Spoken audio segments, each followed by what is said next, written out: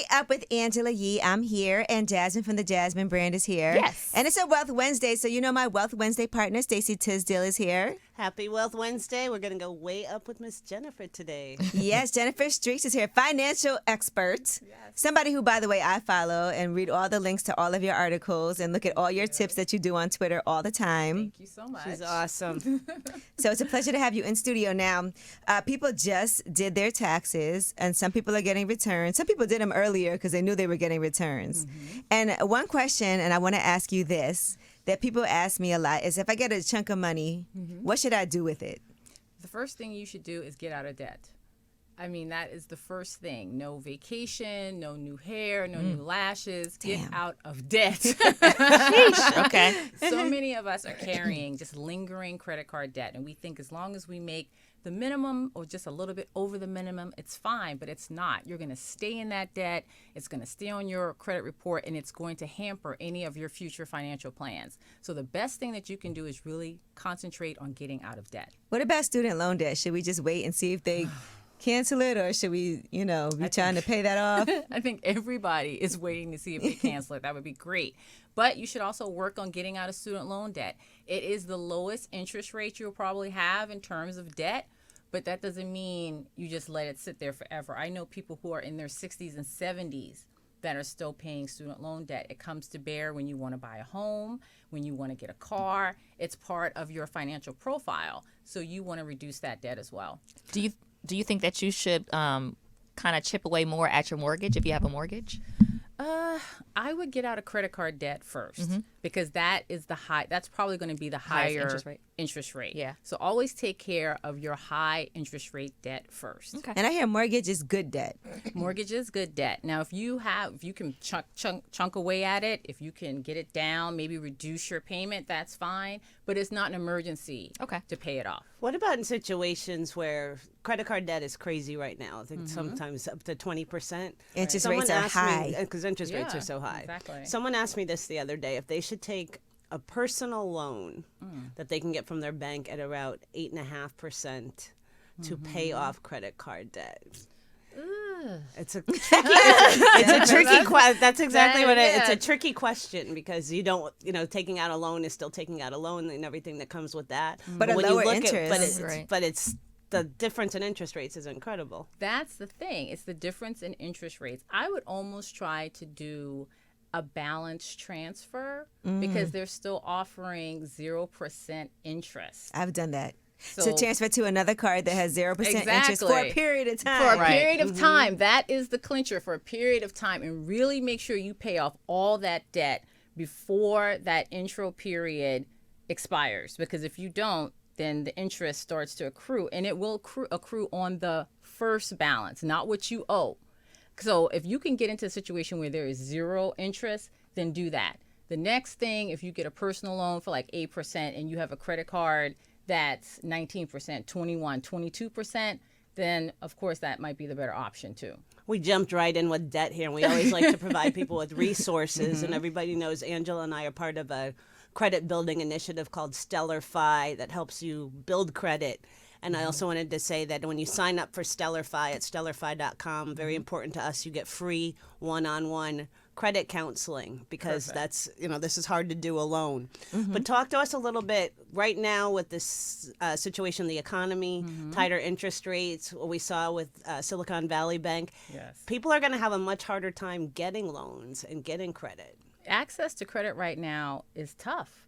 And that's why you really need to have a good credit score. Anything over, they say starting at 680, but you really need to be in the 700s if there's something that you need for credit. I would even hold off, the housing market is a little wonky right now. I would hold off on trying to buy a home. Really focus on 2 things: getting out of debt, getting your credit score up. Those are the two most advantageous moves that you can make right now. Now, I want to ask you about something that I saw in the news. And sometimes, depending on what outlet you get your news from, I sometimes am like, okay, let me see if this is true. And then I try to go to the White House website to understand this better. But this is about if you're looking to buy a home, mortgages are going to be changing starting May 1st, right? And it says upfront fees for loans backed by Fannie Mae and Freddie Mac will be adjusted because of changes in the loan level price adjustments. The fees that vary from borrower to borrower based on their credit scores, types of homes, and more. And then they said that if you actually have higher credit scores, you may end up paying more, while people with lower credit scores will pay less. Right. Is that true? I saw that, and it is true. And listen, I don't have a problem with that. I do. I think it's about time. I know. Worked on my credit Yeah, I got good credit for a reason. For those that have worked on their credit score, yes, you're mad. You're like, I can't believe this. What was the point of it? Still hold on to that good credit score. But for those that are a little wobbly and you still want to be able to buy a home, it's not fair. It's almost like you're being penalized. There are so many institutional racism in terms of the financial system, especially when it comes to minorities. We have been sort of not getting the best information, resources.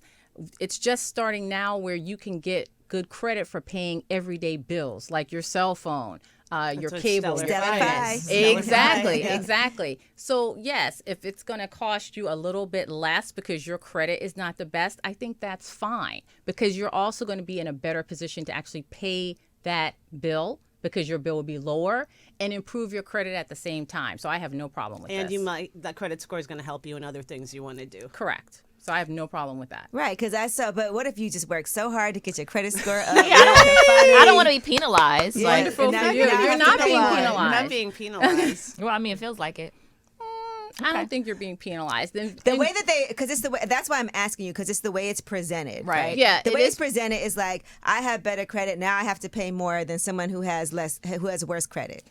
I don't think that that's really going to be how it works out. I know that's how it's worded right now, but you're not being penalized for having good credit. Someone who has a little less good credit is not going to be penalized.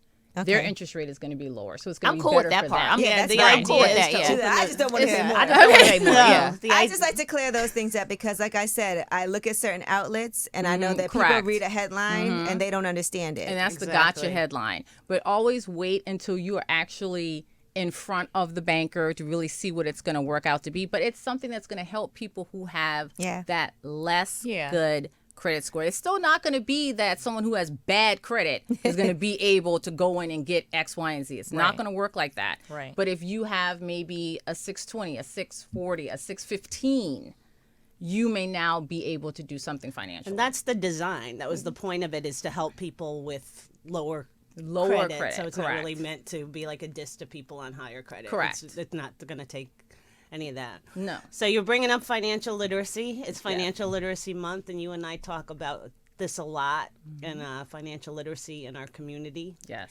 And talk about how, not only how important it is, but also how it's changing. Well, I think you and I discussed how important it is to have people that look like us talking about money. I've always heard that financial planning is for rich white people, or only certain people have good credit. And that just cannot be the case anymore. Just looking at the housing market that we're in, looking at how credit card interest rates are just skyrocketing, you have got to have good credit. When we think about the layoffs that are occurring, you have got to have an emergency fund.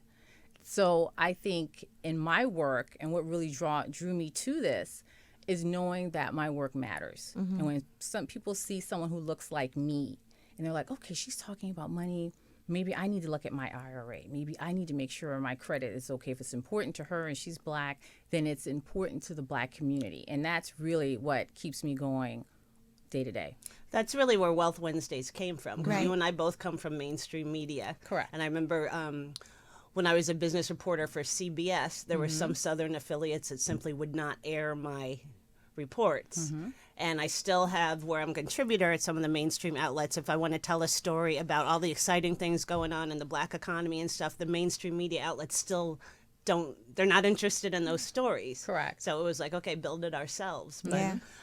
there's really a tale of two economies going on here, because when you hear in the media, we're still always talking about our gaps and our lacks and being at the bottom. Right. But that's so much more is going on in the Black economy. Largest number of first-time investors to the stock market. I can't believe some of the people who come on Wealth Wednesdays, the wealth.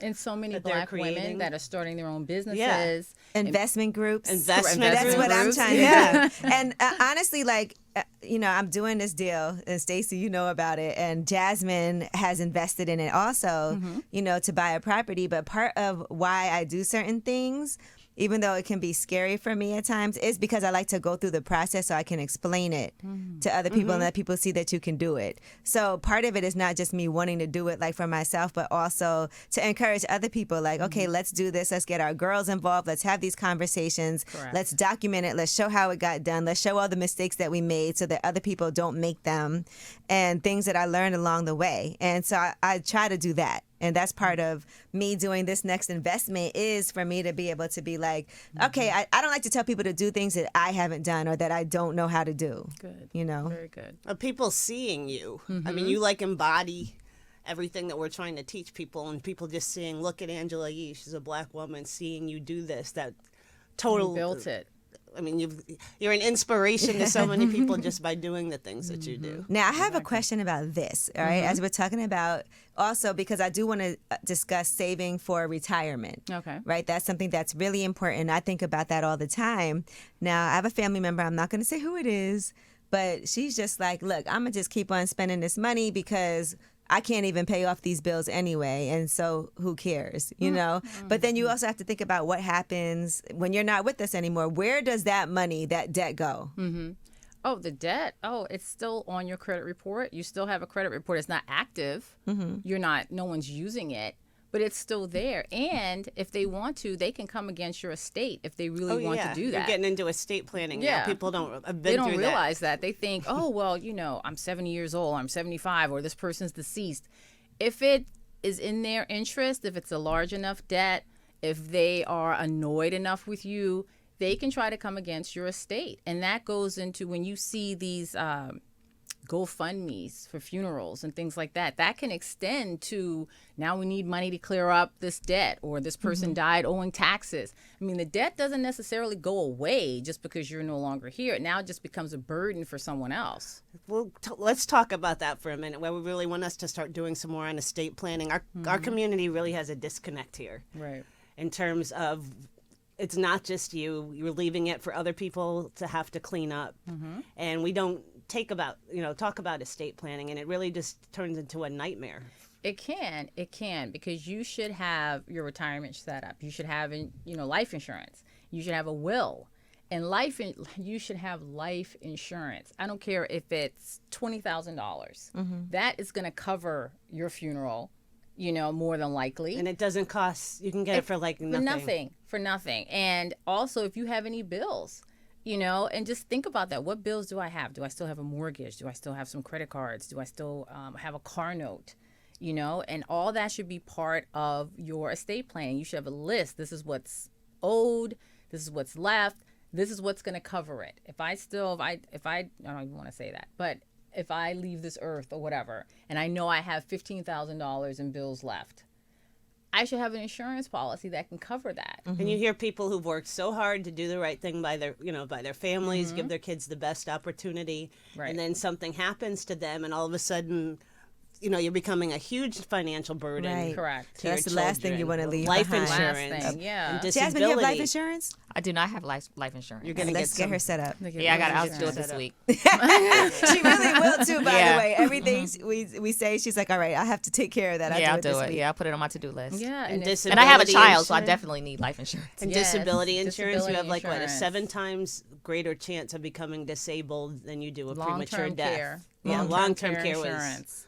All of that stuff can just. I remember when my father passed away, he left everything in such great order, and it was still challenging. And he was, in good financial shape, but all of a sudden, when he couldn't work anymore and he got sick, and he couldn't get long-term care insurance because he was a diabetic. Right. It's just $16,000 a month out of pocket. and you just watch everything he worked for, and he lived for 3 years. Wow. Yeah, and that's And the that thing. happens yeah. too. That's the norm now because people are getting sandwiched between having older parents and younger kids, and that's what's going to happen. And you can just take little steps like life insurance, long-term care insurance now that make all the difference. And the earlier you get life insurance, the better, right? better because it's easier to get. Yeah. Right. Once you start to get on the other side of like 45, 50, 55, it's harder. Once you start to deal with health issues like high blood pressure and things of that nature, it's harder and it's going to be more expensive. But, my father, when he had hip replacement surgery, I don't know what kind of insurance he has, but everything was covered. Wow. I mean, Yeah. even like That's he a pays, blessing. it is, he pays like for pills, $2 for the prescription. Yeah. Just that really good back in the day life insurance that our parents had, our grandparents had that we'll never see. Right. But you've got to set yourself up so you are not leaving this burden behind for your family. And a lot of times people won't even know where those bills are. It's not until Exactly. they start cleaning the house out Yeah. or the phone starts ringing or Right. someone shows up to the front door and says, they owe this. Oh, well, they're no longer here. We don't care. They still owe this money. And now it just becomes this headache. I have a major insurance hack. Okay. People don't like to think about, obviously, their child and life insurance in the same sentence. Right. If you buy a life insurance policy for your child when they're a baby in their name, it can turn out to be the best financial decision you ever got made. One, they're healthy. Two, you can buy life insurance policies that have a cash building value. So essentially the policy's investing in the stock market. That's money they can borrow against to pay for college and type of things. Getting a life insurance policy in your child's name while they're young. And when they get older, they might have health issues that make it harder for them to get life insurance. It's one of the best financial moves. We got one for my son, and by the time he's 40, the cash value in that will have built up to a couple $100,000 he can use for a down payment on a house. Correct. He can borrow against. But we have, if you go to teamwealthwednesdays.com, we have a lot of resources and a lot of information. But get a life insurance policy for your child in your child's name. Exactly. Now, Jennifer, let me ask you this. As earlier you were talking about get rid of that debt, right? If you get a chunk of money, that's the first thing you should concentrate on. How do you invest when you have debt? Because sometimes you feel like, well, I got to get rid of this debt. But I also want to start thinking about saving for the future. I want to have a Roth IRA. I want to have a 401k. But I do have these bills I have to take care of that are a huge burden on me. You have to prioritize your financial wishes. So the first thing you're going to do is get out of debt. The next thing is the emergency fund. Okay, you have to have that first. Then if you are going to invest, do that IRA, you do a small chunk at a time, because the first thing you want to do is get out of debt. There is it makes no sense to me. And I have people ask me these questions all the time. They want to invest in the stock market, or I heard about this stock, or I want to do this. And I'm like, you have $25,000 in credit card debt. Put first things first. Get out of debt, get that off of you. And if you want to start investing, open up an IRA, that's fine. Start by putting, $20, $40, $50. It still adds up. And is that, it can come straight out of your check, Yes, right? And that's get the debt. best thing. The automatic deposit. You build a habit of saving, and it grows. I mean, I tell people this all the time. If you want to do that, even with your emergency fund over time, put it in a bank or an account where you don't have access to it, where you don't have the ATM card.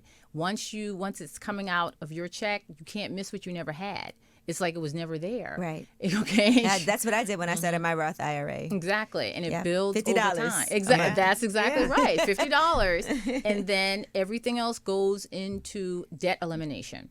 And when people hear, oh my gosh, I should have 3 to 6 months in an emergency fund, they're like, I could never do that. I'm living paycheck I said to you paycheck. said 9 months. I know. 9 That's months. right. You say 9 months. I say 9 Yeah, months because but it it takes doesn't have to happen all at all once. overnight. And the reason why I say 9 months is because, say you get laid off, okay, just for numbers' sake, you're making $60,000, $70,000, $80,000 a year plus benefits. You're not going to immediately jump into a job at that level again right now. Right. So you need to have enough funds in your emergency fund to cover you for an extended period of time, because it takes time to find another certain type of job. But again, when some people hear this, they're this is why it glosses over so much, because how am I ever going to save that much money? How am I ever going to invest that much money? Over time. It does. You don't have to do it doesn't overnight. happen overnight. And you can't have one source of income. That's another tip that Oh my gosh, that yes. you give. You must have multiple sources of income, and that's why I preach the side hustle. You must have a side hustle. There's something anybody can do. You can read resumes, read scripts. You can help people develop resumes. You can run DoorDash. You can do Uber Eats, but you just have to be dedicated to developing another source of income, because that's money that you can put in savings. That's money that can help towards debt elimination. That's money that you can put into your retirement. Yeah, it was a humbling experience. When I bought my first house, I definitely was doing any and everything like as a side hustle that I could to be able to save up the money to do that. But for me, it works for me to set a goal of what it is that I'm trying to do. And it makes you feel better. Like, okay, I'm doing this because I have this goal that I'm trying to obtain. Right. And so I know I just have to work really hard doing all these side things. That's right. And then once I got into the house, I was able to chill a little. What's your side hustle? Writing the book, like the book, Writing or the book. I'm also a financial contributor to the Griot. I use my voice and my pen as my side hustle. If you see me writing anything, I've probably been paid for it. Okay. So and that's it for me. She's written for Forbes. She's written for Business Black Insider, Enterprise, Black Business Enterprise. CNBC. And the book, CNBC. Thrive, Thrive affordably. affordably. Your month-to-month guide to living your best life without breaking the bank. And I think, people have to have digestible information in small chunks. And so it's a month-to-month guide. So January, February, March, all the way through December. And what I like about it, like say, for instance, you got it today. Tax season is just over with. What should you be doing now that you filed your taxes? Right. If you're getting any money back, as I stated earlier, debt elimination, emergency fund. And I discuss topics like that so that you have the steps to take, because some people, they just don't know where to get started. And that sort of like immobilizes them. And understand, this is not an overnight process. It might take you a year to get financially stable, get your credit up 100 points, get, 2 months, 3 months emergency fund together, pay off, debt. And that's okay. It's when you think I have to have $5,000 right now today, that is going to bring stress and anxiety. And you're going to say, how can I do that? I'm not going to do that. Go to Vegas. And each little, and while you're in Vegas, each little step will make you feel better. Each little success will make you feel better. And that'll help your mindset. That'll help your choices. And Black people have come so far and created so much wealth in the face of such challenging odds. They shouldn't feel that they're lacked or behind the 8 ball on anything. We just have to do it in community. Do it in community. Yeah, when I have a goal, sacrificing isn't bad. I was just saying right now I'm like having to really budget myself just because of this property, the big investment that we're doing. Jasmine was like, we should have went to the fight in Vegas. I was like, no, I'm staying home. but she still wants to send me links to buy things. Have you ever On sale. Yeah. Have you ever had any challenges in your personal finances, like when you were, coming up, and can you share one of those and how you kind of got through it? Definitely. Oh my gosh. Okay. So writing for some entities can be, when it's time to get paid, can be, problematic. Yeah. Okay. And so I was all freelance at one point, and I'm waiting for this check, and it was a serious check. It was going to pay, some serious bills. And I'm like, oh my God, what in the world? And do you know? They went bankrupt? Oh God, no. Okay, no, not no. She went all the way off the deep end. No. I got another small job until that. It was like 6 weeks. They had told me 2. It was 6 weeks. I think I've written for that publication. I think you have. And I mean, oh my God, when I tell you I wanted to be at that front desk just shaking somebody down That's for a long money. difference in time. Especially when you got things to pay for. And that's what I'm saying. That's That's a a long do, yeah. distance. I got a small little job to, tide me over. But, it like you said, it can be a humbling experience when you have to find money, when you think that, I go to work every day, I have these credentials, I did this, I did a good job, but for some reason my money is lagging a little bit. Yeah. It can be a humbling experience, but you have to be focused. You have to have a goal, and you just have to keep moving. And so I'm not going to let this be a setback, and I didn't. And don't you hate, as a financial journalist, everyone thinks your finances are perfect? Right. I'm like, but that you're no. swimming in money. I want to help you. It's because I'm learning as I'm helping you. And for me, the most compelling part of all of it was the psychology of it, because it was just challenges I ran into myself. Right. But it's not. And things are always changing too. That's the other thing. Yeah. You know, we see what the housing market is like right now. We see the interest rates being so high. So, you know, it's always hard. The stock market, that's unpredictable. It is. It is. You can't let any of this stuff define you. That's the most important Or defeat financial you. lesson. That's right. Yeah, just don't let it define you. It's only money. Now, Jennifer, one of the articles that you wrote was the people making the same money mistakes over and over again. Can you tell us some of those money mistakes that people make that you've witnessed? Oh my gosh. Also thinking, first of all, not getting started. First and foremost, just not getting started, feeling overwhelmed. Another thing, carrying debt, not really attacking that debt and just letting it linger, paying the minimum on any sort of debt obligation that you have, thinking that you need all of this upfront money, not investing in yourself, and just not taking control of your financial obligations and your financial security. Right. I think you made a comment earlier about a family member that says, well, I have all this debt. It's not going anywhere. I'm just going to keep spending money. I can't even pay this. It's too much, because it can feel overwhelming. When It can feel there's no way I can overwhelming. pay this. And there's so many of us that avoid the phone. Yep. That avoid the mailbox. And that is the last thing that you should be doing. You should be getting on the phone with your creditors and saying, look, I want to make this right. Right. Can we get on a payment plan? Is there a lump sum that I can pay you, especially if you're behind? You'd be surprised. Creditors want to get paid. Okay, you owe them $3,000. Look, I have $1,500 today, right now. I can Western Union you. Because a lot of times they pay pennies on the dollar Correct. to get that credit, and then you pay them, and they're still going to make some money off of it. Correct. And they might say yes, and just keep going. Don't give up. Don't think that it's overwhelming and that you can't do it. So everyone had to start somewhere. Ooh, well, that's a lot of great information. Right. I feel like for us to, and Jennifer, you got to come back up. Thank you. I know we've been talking about doing some things together, so this was all really helpful, especially right now when people are getting those checks and people are trying to figure out, what should I do with my tax? People ask me like, hey, I just got this little money, you know, what Right. should I do with it? I never want to give anybody advice on what, I don't know what your financial situation is. For sure. Yeah. On what you should do with your money, but I can tell you like certain things that I'm doing as I'm doing them and let you know what works for me. But one thing that you got to do is know your credit score and know what's on your credit report. That's right. That's one thing for real. I mean, it's never going to be bad to have a good credit score. That's always going to work for you in any situation, even with trying to get an apartment, getting a cell phone. You think it's something that's small. Some health insurance companies even pull your credit score. Yeah. So it's never going to be a bad thing to have a good credit score. And what about one last thing I wanted to ask you, since Stacy first brought up everything that was happening with the banks and how much money you should have in the bank. Because some people are just like savings. I just want to put my money in the bank, have this money just in case something happens. I'm just stacking my money. I'm not wanting to make a move with it. I just want to keep it, right? And then we saw what happened. And some people are saying they have several bank accounts. Right. And they spread their money through that because the FDIC only insures up to $250,000. That's it. All right. So that is, people should have more than one bank account. Definitely. Definitely. If you are someone that's fortunate enough to have over $250,000, do not put it in that one account. The FDIC only insures up to $250,000. So if you're at 300, 400, 500. 252. Okay. Take that too. You know, what's outside of that 250,000 is in jeopardy. Right. But what about if you don't have 250,000? Should you have more than one bank account? You should still have more than one bank account. I have 3 bank accounts. One for everyday expenses, one for travel, and one for my savings. Okay. 5. See? So there you go. And then the one with the savings is the furthest away from me.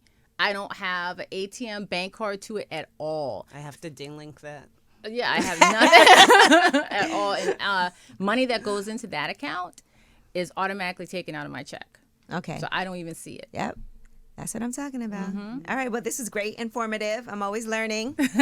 Thank you guys. Thank you for closing so out much. Financial Literacy Yes. Month. And we tried to bring everybody some great information, and really appreciate you. And make sure you This pick was up great. Jennifer Streaks' book, Thrive Affordably, of course. Yes, and you Your can get that month-to-month on guide to live your best life without breaking the bank. Amazon and Barnes & Noble. Yes. Thank you guys so much. This was great.